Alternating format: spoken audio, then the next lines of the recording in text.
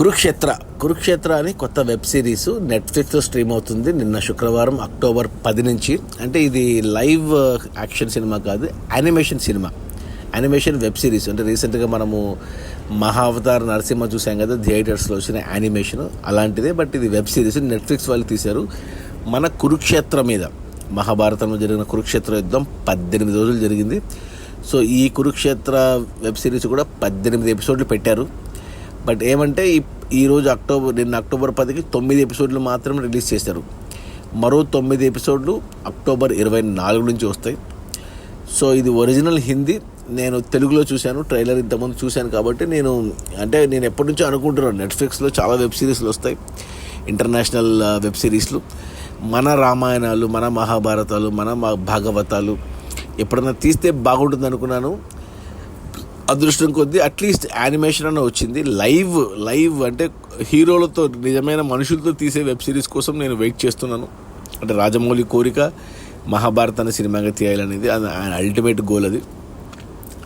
So but Netflix లాంటి platform, international ప్లాట్ఫామ్లో మన మహాభారతాన్ని అట్లీస్ట్ యానిమేషన్లో చూడగలిగామని, అది కూడా కేవలం కురుక్షేత్రం గురించే. సో యానిమేషన్ చూసాను నేను. 9 ఎపిసోడ్లు ఉన్నాయి ప్రస్తుతానికి. ఒక్కొక్క ఎపిసోడ్ అరగంట ఉంది, అంటే 4.5 గంటలు పడుతుంది. నేను మొదటి ఎపిసోడ్ చూశాక, అంటే ప్రతి ఎపిసోడ్కి ఒక్కొక్క యోధుడు గురించి, అంటే మన మహాభారతంలో కురుక్షేత్ర యుద్ధం 18 రోజులు జరిగింది. సో ఈ 18 రోజుల యుద్ధాన్నే వీళ్ళు చూపిస్తున్నారు, మొత్తం మహాభారతాన్ని కాదు. ఈ 18 రోజుల యుద్ధాన్ని 18 మంది యోధులు, అంటే ఒక అర్జునుడు, ఒక భీముడు, ఒక భీష్ముడు, ఒక ద్రోణాచార్య, ఇలా 18 మంది యోధుల గురించి ఒక్కొక్క చాప్టర్ పెట్టుకున్నారు. సో మొదటి ఎపిసోడ్ చూశాక నాకు పెద్దగా ఏం అనిపించలేదు.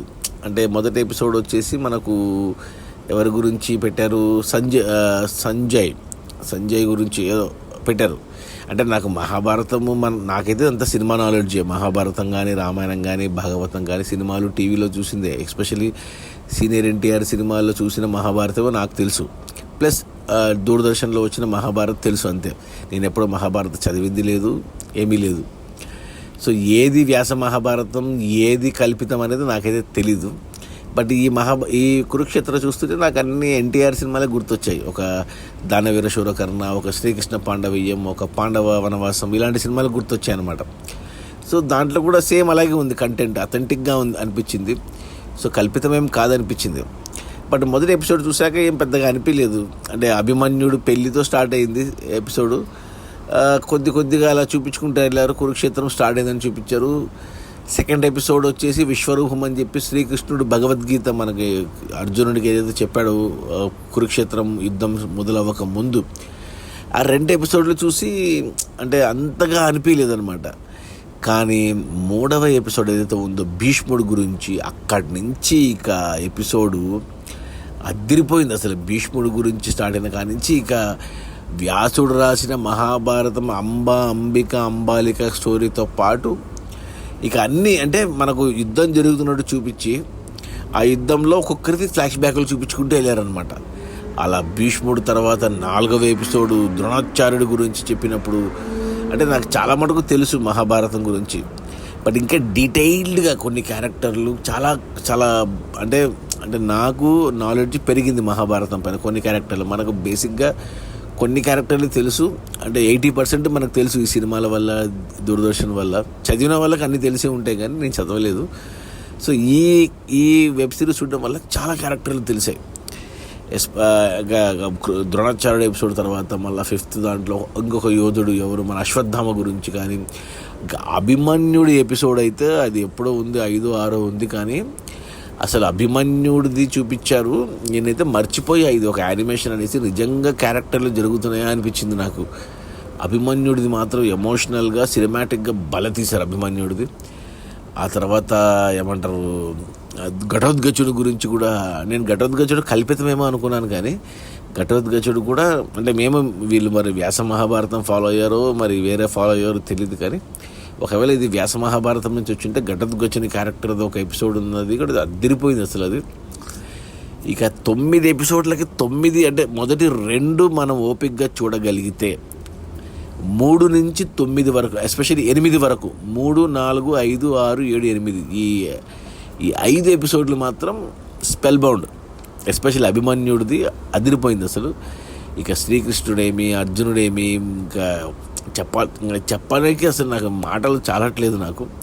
ఇక 9వ ఎపిసోడ్ యుధిష్ఠిరు గురించి, అంటే ధర్మరాజు గురించి ఉంది. అది కొంచెం తగ్గింది. ఇక మిగతా ఎపిసోడ్లు 9 ఎపిసోడ్లు అక్టోబర్ 24 వస్తాయి. ఇంకా చాలా ఉంది. ఇంకా యుద్ధము 14-15 రోజుకు వచ్చింది. యాక్చువల్గా మహాభారతం కురుక్షేత్రంలో మొదటి 12 రోజులు సాదాసీదాగానే మామూలు యుద్ధంలాగానే జరిగింది. ఈ 13 నుంచి స్టార్ట్ అయింది. ఎప్పుడైతే అభిమన్యుడు పద్మవ్యూహంలో చిక్కుకొని చనిపోతాడో అక్కడి నుంచి ఎక్కడికో వెళ్తుందన్నమాట ఇది. అంటే భీష్ముడు అంతకుముందే అంపశయ్య మీదకి వస్తాడు. భీష్ముడు, ఆ తర్వాత ద్రోణాచార్యుని ఎలా చంపారు, తర్వాత ఇంకా కర్ణుడివి ఉన్నాయి, దుర్యోధనుడు ఉన్నాయి. అవన్నీ సెకండ్ సీజన్, అంటే అక్టోబర్ 24 నుంచి వస్తాయి ఇవన్నీ. సో నాకైతే అసలు అబ్బా చాలు. ఇంకా ఇది ఈ జనరేషన్కి యానిమేషన్, అంటే మనం అన్ని జాపనీస్ యానిమేషన్ చూస్తాం, కానీ రీసెంట్గా స్లేమన్ డేయర్ ఏదో వచ్చింది కదా, డెమన్ స్లేయర్ ఏదో థియేటర్స్లో రచ్చ చేసింది. ఆ యానిమేషన్ జపాన్లో బాగా చూస్తారు. సో ఈ యానిమేషన్ వల్ల అడ్వాంటేజ్ ఏమంటే గ్రాఫిక్స్ని ఇంకా బియాండ్, అంటే ఇంకా మన ఊహకు అతీతంగా చూపిస్తారనమాట. అదే లైవ్ యాక్షన్ సినిమాలు ఇవి కొద్ది కష్టము. యానిమేషన్లో ఇక మనము, అంటే మహాభారతం, వ్యాసుడు రాసిన మహాభారతం ఎలాగైతే ఉందో అలా కళ్ళ కట్టినట్టు కనపడింది. దానికి తోడు నేను తెలుగులో చూశాను, ఒరిజినల్ హిందీ అయినా కానీ నాకు తెలుగులో చూశాను. తెలుగు డబ్బింగ్ కూడా అదిరిపోయింది. అసలు ఖచ్చితంగా చూడాల్సిన వెబ్ సిరీస్ ఇది. ప్రతి ఒక్కరు ఇంటిల్లి పాది కూర్చొని, ఎస్పెషల్లీ ఈ జనరేషన్కి ఖచ్చితంగా చూడాలి. పిల్లలకి ఖచ్చితంగా చూపేయండి ఈ వెబ్ సిరీస్ని. నెట్ఫ్లిక్స్లో ఉంది కురుక్షేత్ర అని. ప్రస్తుతానికి 9 ఎపిసోడ్లు ఉన్నాయి, 4.5 గంట. అసలు మొదటి 2 ఎపిసోడ్లు నచ్చినా నచ్చకపోయినా ఓపికగా చూడండి. 3వ ఎపిసోడ్ నుంచి 8వ ఎపిసోడ్ వరకు మీరు కన్నార్పకుండా చూస్తారు, నాది గ్యారంటీ. సో నా రేటింగ్ వచ్చి 4/5 ఈ కురుక్షేత్ర వెబ్ సిరీస్ గురించి. సో మనం చూస్తే ఇంకా ఇలాంటి కంటెంట్ వస్తుంది. ఇంక రేపు పొద్దున రామాయణం రావచ్చు, భాగవతం రావచ్చు, మన పురాణాలన్నీ మనకు వెబ్ సిరీస్ రూపంలో మనం బాగా ఆదరిస్తే యానిమేషనే కాకుండా లైవ్ మన యాక్టర్లతో కూడా తీయొచ్చు. అంటే ఒకసారి ఊహించుకోండి, మన తెలుగు యాక్టర్లు అందరూ రైట్ ఫ్రమ్ సీనియర్ యాక్టర్లు కానించి ఇప్పుడున్న స్టార్ హీరోస్ వరకు అందరూ కలిస్తే మహాభారతం తీస్తే ఎలా ఉంటుందో ఒకసారి ఊహించుకోండి. ఆ ఊహే అసలు అద్భుతంగా ఉంది. రాజమౌళి డైరెక్షన్లో వస్తే అసలు అద్భుతంగా ఉంటుంది. త్వరగా వస్తే బాగుండదు. సో ప్రస్తుతానికైతే ఈ కురుక్షేత్రంలో సంతృప్తి పడాలి మనం. సో మీరు చూడడమే కాదు, మీ ఇంటిల్లి పాదికి చూపేయండి నెట్ఫ్లిక్స్లో. తెలుగులోనే చూడండి. అద్దిరిపోయింది కురుక్షేత్ర. 3వ నుంచి 8వ ఎపిసోడ్ మిమ్మల్ని అసలు కన్నార్పకుండా చేస్తాయి. 1, 2 మీకు నచ్చకపోయినా 9 కూడా నచ్చకపోవచ్చు. 3 నుంచి 8 మాత్రం అద్భుతంగా ఉంది, ఎస్పెషల్లీ అభిమన్యుడు ఎపిసోడ్. Okay, bye.